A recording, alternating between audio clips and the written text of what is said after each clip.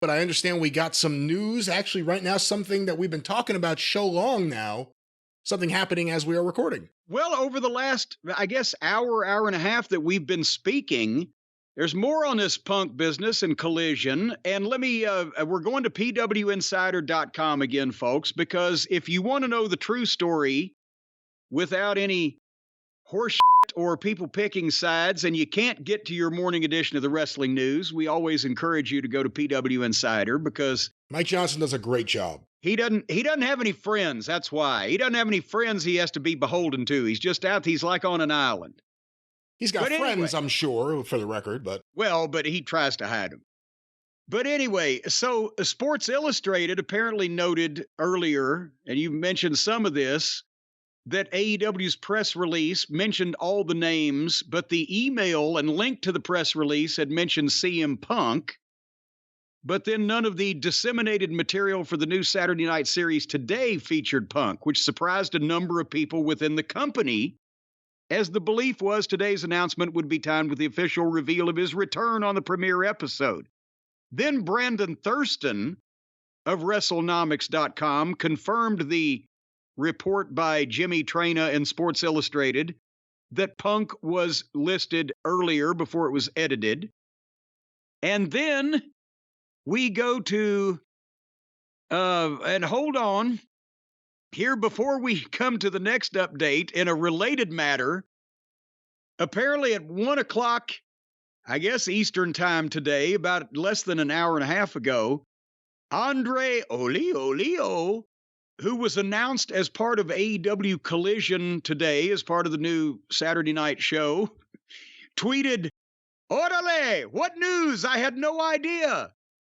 He found out when they announced it that he was returning, or not returning, but coming to the new Saturday night show. Oh my God. So he had no idea. And now, in a report by Mike Johnson at 1:41 p.m., as we noted earlier, CM Punk was initially listed in the press release for today's AEW Collision Saturday Night Series on TNT, but was not included in the final release. Connor Casey of comicbook.com reached out to Warner Brothers Discovery and reported he was told CM Punk is not affiliated with TNT's AEW Collision. Wow. Obviously, a major factor in the launch of the series next month was CM Punk's return to AEW, with the first episode planned for Chicago's United Center on June 17th. Needless to say, something has changed. And so, I mean, again, going back to what the options are, one option is the person at the network's either lying or they don't know. The second option is the deal with CM Punk is not done. Well, as a matter of fact, we have more reporting from 11:32 this morning from Mike Johnson. It was on the Elite account. They do audio on pwinsiderelite.com. Yeah, we'll make sure you specify not the Elite. But well, no, yeah, they had it, no, on the Elite website, their Elite website. They had Elite a long time before the Buckaroos did, but pwinsiderelite.com is, but the audio, not transcript, but summation is there was a lot of surprise among AEW talents today when CM Punk was not announced for Collision. We are told that as late as last night, Punk was expected by many to be front and center for the Collision reveal. And we are also told, they say, that going forward, there is no brand split, as much as some talents will be exclusive to the Saturday show and others will be one or the other, or perhaps on one or the other, or perhaps both, something that will be dictated by storylines. Well, and if Punk ain't involved, there's no reason to do any of it, because the only reason they were talking about any kind of split of the roster was to keep Punk away from the gutless little fucking douchebags that started the fucking issue with him and have been whining about having their pussies powdered ever since, instead of getting back to business and getting over it. So if Punk's not going to be involved in this, they don't need to split anything.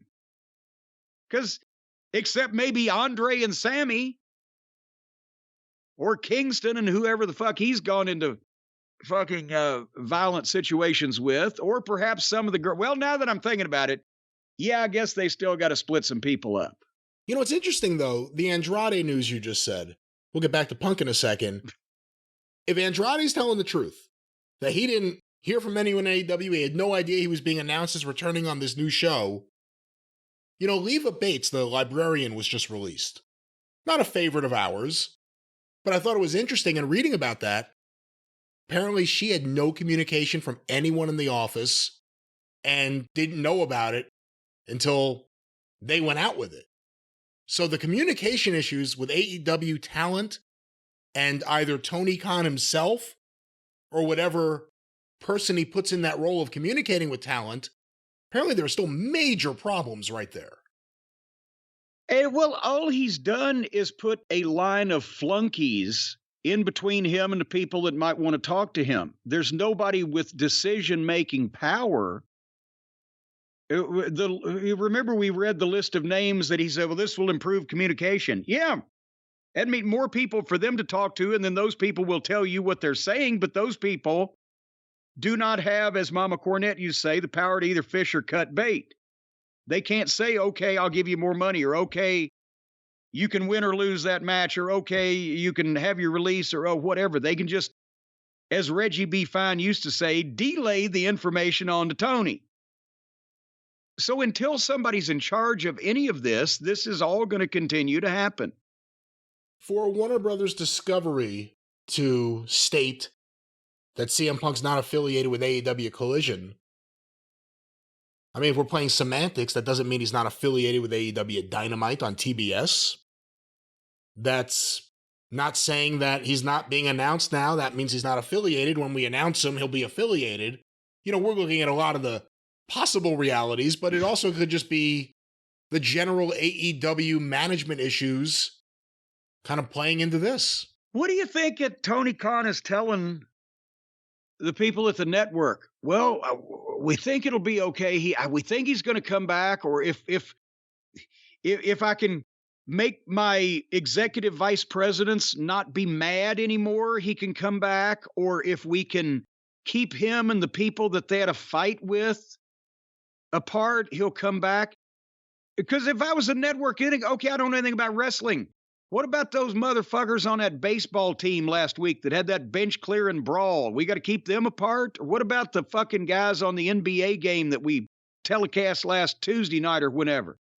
They started fucking throwing punches, and we got to have separate buildings for them now? Or can those teams play again sometime? Do you see where I'm going with this? No, it's all ridiculous. I agree. How is he conveying this information to the network on why that this guy's under contract to his company, but they can't have him on their TV network when he's the one that got them their biggest ratings? How is that? How is he delivering that news? Because Tony Khan, either wittingly or unwittingly, let his legal team, more than likely, run the clock. And now here we are, the announcement of the new show, the announcement of the Chicago show, word that it's going to be called The Second Coming, and these issues are still in the air. And for everyone who thinks... So you're not saying it's somebody on the legal team that happens to be personal friends and on the side of the EVPs and against Punk from the beginning would delay or throw monkey wrenches in any of these plans to prevent things from coming to fruition for selfish and personal reasons? Are you? What I'm saying is that if Tony Khan, the owner, co-owner, GM, head of creative, CEO, whatever he is for AEW, wanted all this done and taken care of so we can move on, it would be. So either wittingly, in that he's only a hard ass to the people that work with him and everyone else he plays this soft guy who can't get anything done, or unwittingly, he is the soft guy that can't get anything done and his fucking team does what they want to do. There's something causing this shit not to get done. And it's ridiculous because the other thing is the drama in AEW is more interesting than anything in AEW. And while that's fun in games for us, that's not good for a wrestling company. No. And the idea that this would be drawn out drama with Punk because it's good for things, it isn't. The fact that they announced a new show today and all the news is already turning to Who's not on it? CM Punk's name being removed from it, Orange Cassidy appearing on the poster, now Warner Brothers saying CM Punk's not affiliated with it. Any positive spin you got out of this is gone already. Am I wrong? No, but it's the perfect analogy. They announced today a brand new 2-hour primetime program, and within 3 hours, the biggest news is who's not on it. Fuck. So what does Andrade do? Does he wait for a airplane ticket to arrive in the mail?